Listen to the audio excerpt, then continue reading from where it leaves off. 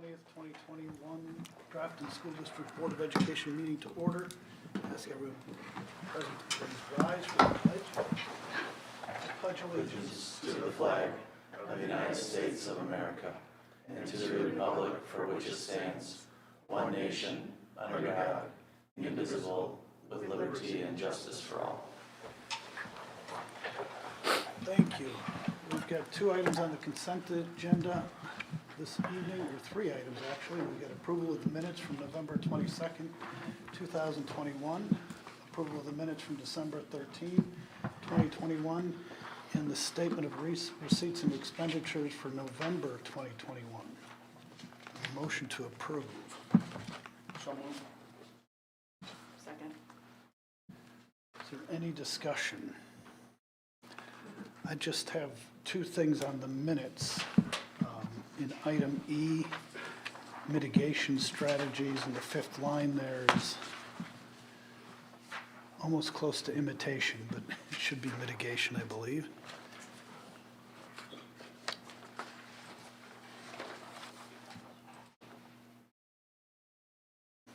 Yes, see that? Yeah. Yep. And then in the debt refinancing, I think it is under I think it's appropriate after, in that first sentence, after the approximately $20 million savings through 2039, we add the reference that says based on the current aid formula. That language is the appropriate language, and it is a savings based upon that formula. And then restructuring the payments in every other fiscal year will reduce the amount of the state aid in the district's losses each year and will result in the savings to the tax levy. It's just a flip between tax levy and aid, right? It's not like we're all of a sudden saving. I mean, we will levy less, our costs will be the same, but it's a reduction in levy. So I would offer those changes to the minutes.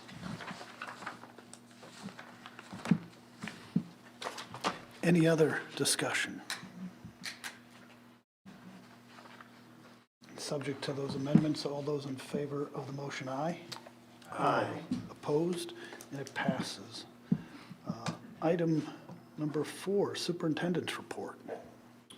Yes, a couple of reminders here that the winter break starts this Thursday, so Wednesday is our last day of school of 2021, and then it goes until Friday, December 31st, and all students return to school on Monday, January 3rd.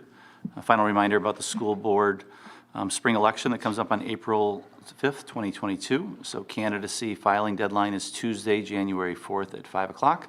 Our non-candidacy papers must be turned in by this Friday, December 24th at 5 p.m., and that applies to Mark Kaler and Joe Mail, who are up for re-election. Reminder that 4K registration, you're starting to see signs around town, village and town, about 4K registration. That information night is coming up on Thursday, January 20th at 6:30 p.m. It occurs at Woodview Elementary, and then the priority window starts on the next day, January 21st to February 4th.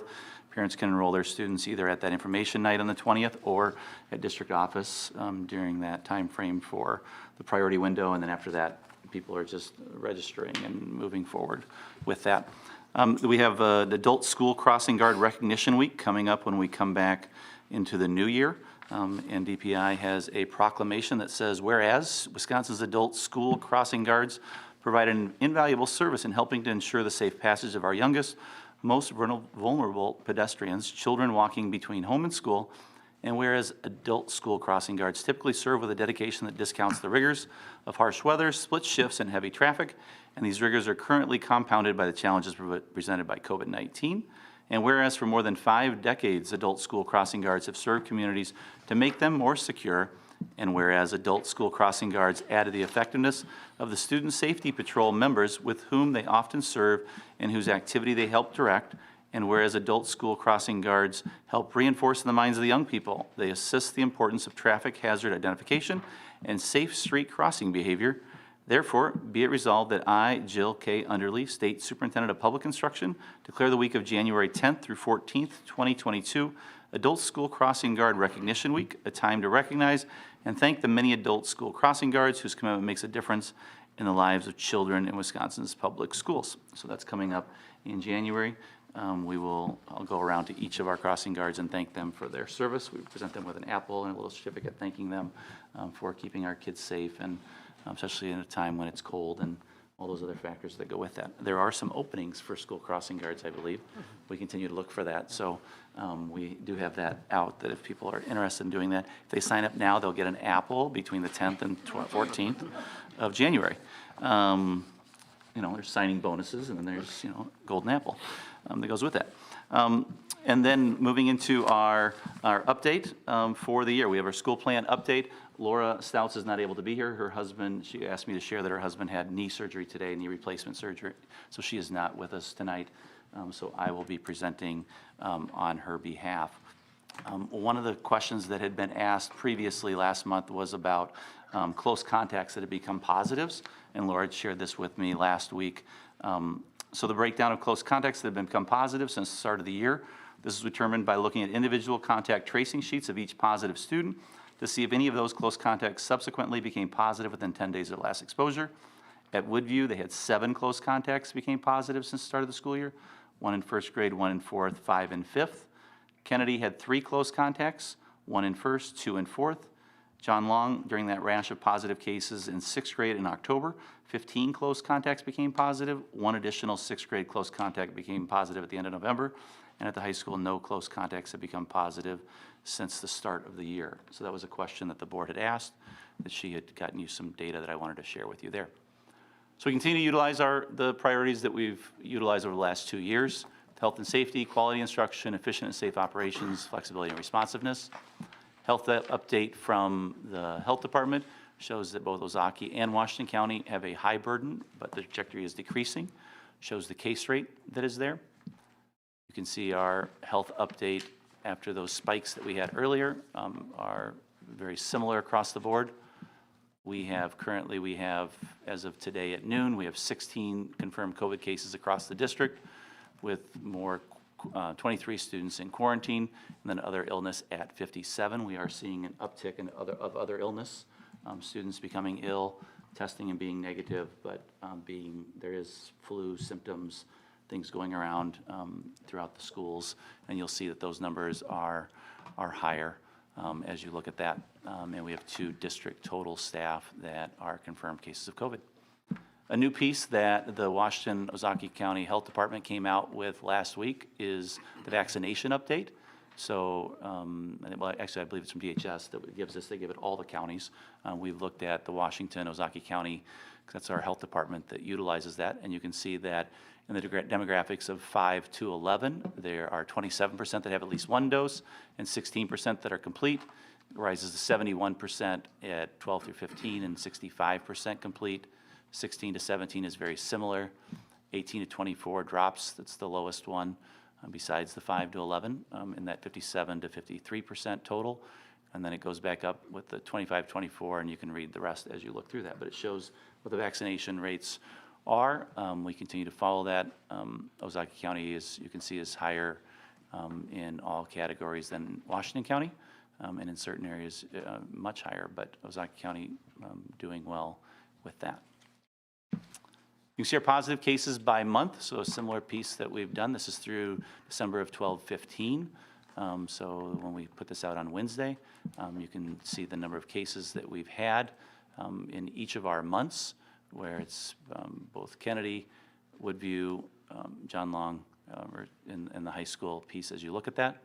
A new way to look at this is we put it into this graph, so you can see total positive cases by month, which shows that you've had some spikes and some decreases, and then right now we're at a lower level, which you can see, which is shown by the fact that we have 16 cases in our district right now.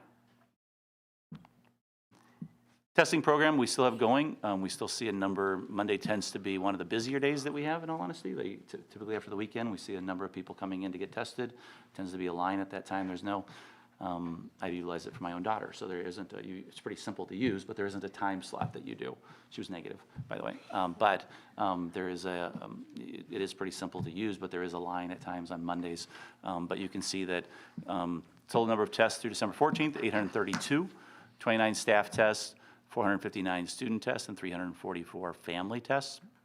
During winter break, we will have testing available on the 27th, 28th, and 29th. That's when district office will be open as well. So we will still be offering testing on those 3 days for our school families and anyone attached to the school. And that is our update for those pieces. Any questions or anything I can clarify for the board? Any concerns with us not having the appropriate amount of kits for testing? I'm sorry, say that again.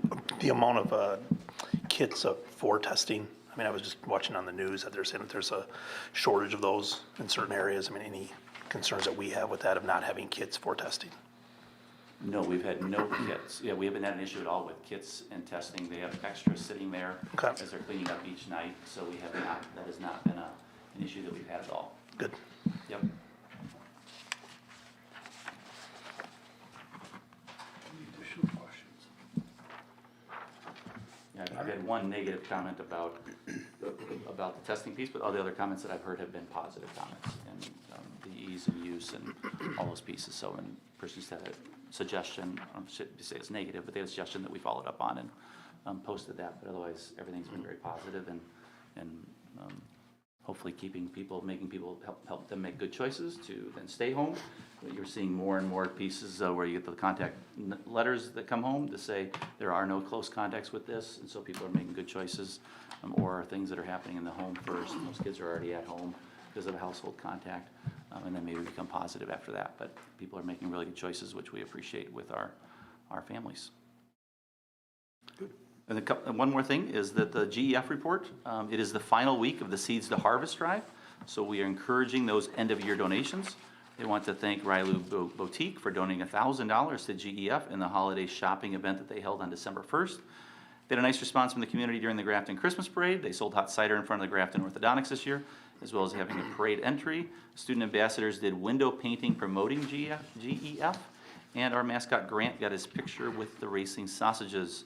We are encouraging people to support GEF through Amazon Smile, so please consider making GEF your charity of record. It is an easy way to support the Educational Foundation, and that is just to remember to go to Amazon Smile instead of Amazon, and it gives a percentage to them every time you buy. Save the date, Friday, May 13th will be the night of giving. They're going to announce the location in January, and they are always looking for new members, so they'd love to see more community members get involved.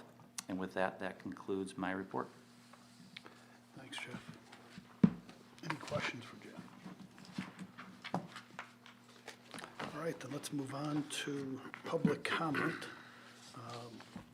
Show of hands, at least one public comment, two public comment. Okay, I've received 4 emails, 2 of which came directly to the board, 2 of which I've forwarded on to you since the last meeting. So with that, we'll open it up. Mr. Nash. Dan Nash, 1620 North Pine Street.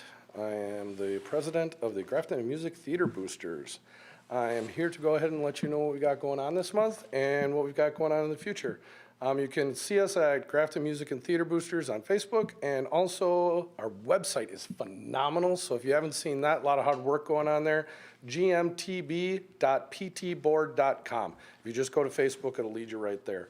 Our next meeting is January 5th at 6 p.m. in the auditorium. I got a little note on here. 2 weeks ago, we did the play, an original. It was fantastic. We've got people in the auditorium, but I think the coolest thing that I heard was that someday somebody's going to do this play and play one of our kids that was on the auditorium stage. I've heard that from the last group of kids, so continue to support Mr. Atkins, continue to do that, continue to encourage that, and if we can go ahead and do that, who knows, maybe Grafton would be known for playwrights. That would be fantastic. Our events tonight, once this is over, I expect you all to be in the high school auditorium for the chorale concert at 7 o'clock. The one thing that got me here a long, long time ago was the Kennedy and the Woodview Elementary School concerts. Those are coming up. On the 20th and 21st at 1 p.m., I don't think we even have to go ahead and promote that. That whole thing's going to be full and everyone's going to be there. And then hopefully these kids enjoy being in front of the camera, in front of people, and go ahead and doing that. The real reason I'm here is January 25th, 7 p.m., we get Graftonics. So we don't have any of those things we've had the last 2 years, the last couple of years. Everybody come, these kids are excited. It's beginning their warm-up session for their competition on February 5th down in DeKalb, Illinois. So let's root on those kids because as a parent of one of those kids for the last, what seems forever, it is just the best. Lake Marine Honors Choir Festival will be January 29th, 4 to 6 p.m. in West Bend. John Long had 11 students selected towards that. We helped them out. I think it's going to be a fantastic concert. Been to that. It's a day of learning. It's a day of sharing. It's a day of joy. And then 3-5, music in the schools. Just stay tuned for that. 11-2, things are coming. Things may get back to normal the way it was, so we got a lot of work to do. And the only thing that I ask of not just this group and anybody that's watching out there, I wore this coat today so that you don't have to look at this and it's more easy on the eyes. We need to go ahead and support our kids. A lot of people look at the music and the arts program as fun. Believe it or not, this is these kids' lives. I went back and I talked to my freshman in college and I said, how's college going this year? He goes, man, that's so much easier than high school. I'm like, what do you mean? He would be here from 6:30 in the morning until 6:30 at night. And it's not just during the fall, it's not just during the winter, and it's not just during the spring. These kids give time to something that they care about, and it is extremely important to them. And if we want to talk about it just being as fun, I have fun shoveling snow, I guess.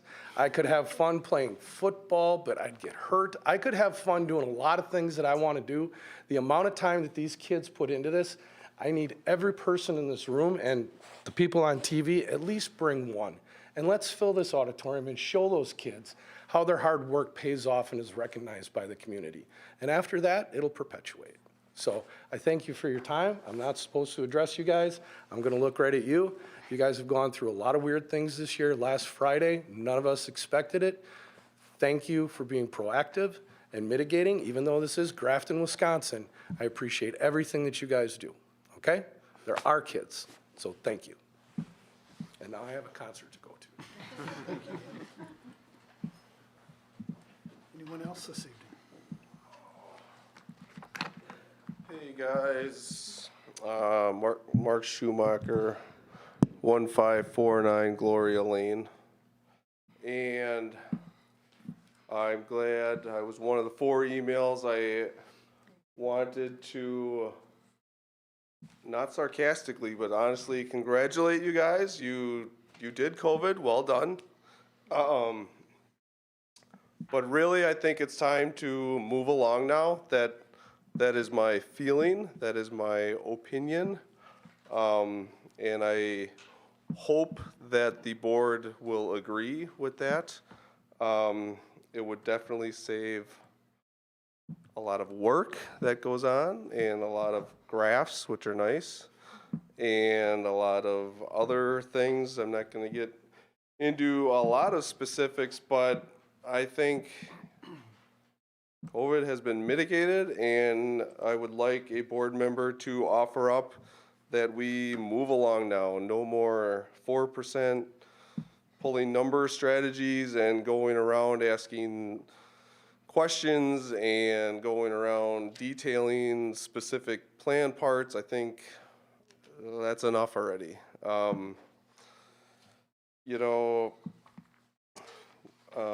I think a lot of the mitigation strategies were meant initially to help, which is great, fine.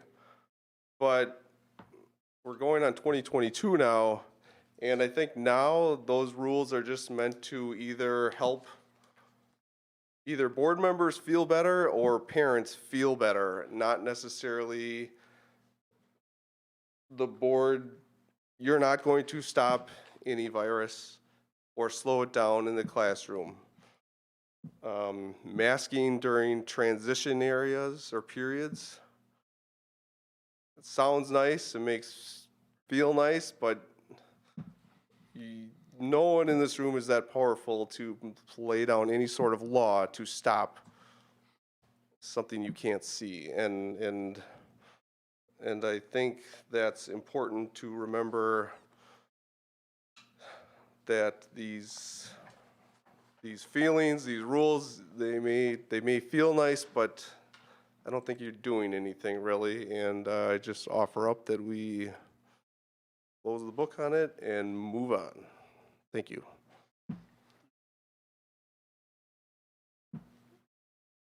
Any additional comments this evening? Oh, I have one more. One more, Mark Schumacher, you know. I saw the crossing guard thing, and if anyone knows, who is it, Miss Underly?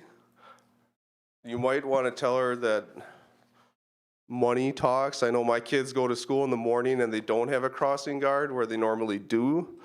The after-school crossing guard is great, but luckily the Grafton Police Department will help out when they can. But obviously, apples are nice, but if they really want to say everything she says in that letter about caring about what they do and how they protect our children, they might get a crossing guard at Fifth if they paid a little more. Just a suggestion. Thank you. Thank you, Mark. Seeing none, then we will move on. Thank you all for comments this evening. Item C, the personnel report. Yes, we have two informational pieces for the board. One is a new hire for special education para at Woodview Elementary School, Beth Valerius, and the resignation of Rhonda Lindner, a library media aide at John Long Middle School. Beth has started, and Rhonda is, I think, resigning as of January, I think is when that is. But that's informational for the board. Thank you, Jeff. Item D, the schedule for the February board meeting. Yes, so our board meeting is scheduled for the 28th, and in our cabinet meeting, it came up that the federal funding conference is actually that day as well. And with ESSER 3 and all the different requirements of that, we'd like to be able to send, typically only Topher goes to it, but with ESSER 3 and looking at learning loss and some of the curricular aspects to it and special ed implications, we'd like to be able to send all three directors to that conference. So to have Laura go from the pupil services perspective, Michael to go from the teaching and learning perspective, and Topher obviously from the business perspective and the overall financial piece, but to be able to have the three of them not only hear presentations, but also then collaborate on what they're learning and network with other people there. So we would ask if it would be possible to move that meeting to the 21st. Sorry to ask for another change, but That's fine. I see sufficient nodding. We will, so we at least have a quorum. Move that Okay, to and so we apologize, but we'd really appreciate that. I think that'll be really beneficial for our district to have the three of them there and be able to be at that federal funding conference and bring some information back for the board. all right. Item E, the budget calendar overview.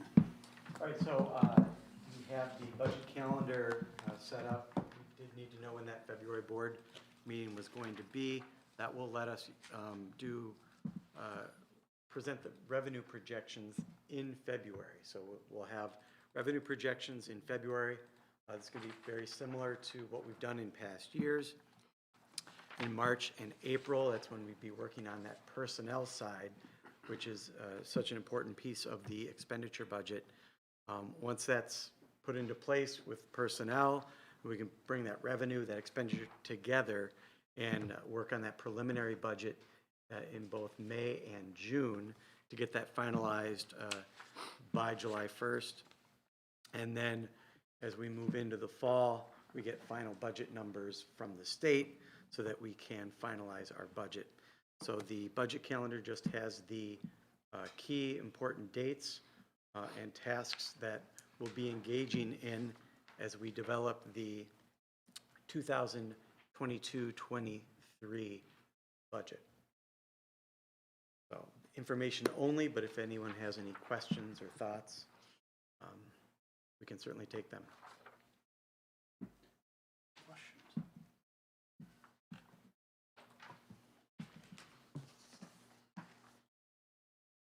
All right, thank you, Topher.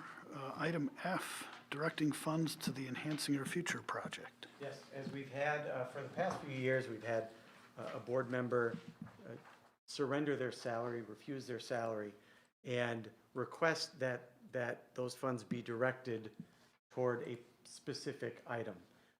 A board member can't do that themselves, but the board can take action as a full board to direct those funds to that particular item. And so this year, we do have an administration recommending that that the board direct the salary, the refused salary, to the Enhancing Our Future project. So that would be an action item we'd be looking for the board to take a motion on. Okay, then I would, first of all, any questions for Topher to begin with? Hearing none, then I'd entertain a motion to direct a refused salary of $1,400 by a board member to the Enhancing Our Future project. So moved.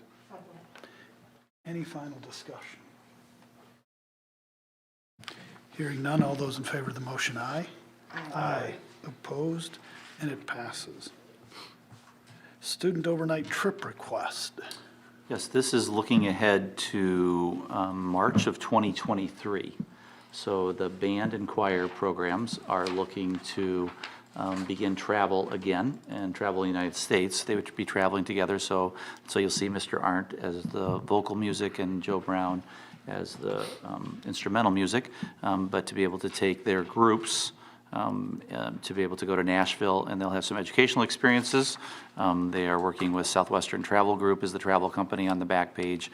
It goes into the insurance pieces and all of those things. There'll be opportunities for them to fundraise, so they're looking for just advance notice so their families can begin thinking about fundraising for those pieces. So even, because current 8th graders looking at being 9th graders in that 23, March of 23, they could begin looking ahead to that. So we're asking for board approval for that. I talked to Mr. Manti earlier today, and we are aware of the board policy to have female chaperones as well. So as that whole chaperones for the trip, the additional adults would make sure that at least one, if not more, are females that would be able to help with female chaperone issues, because it happens to be that our music people are both male.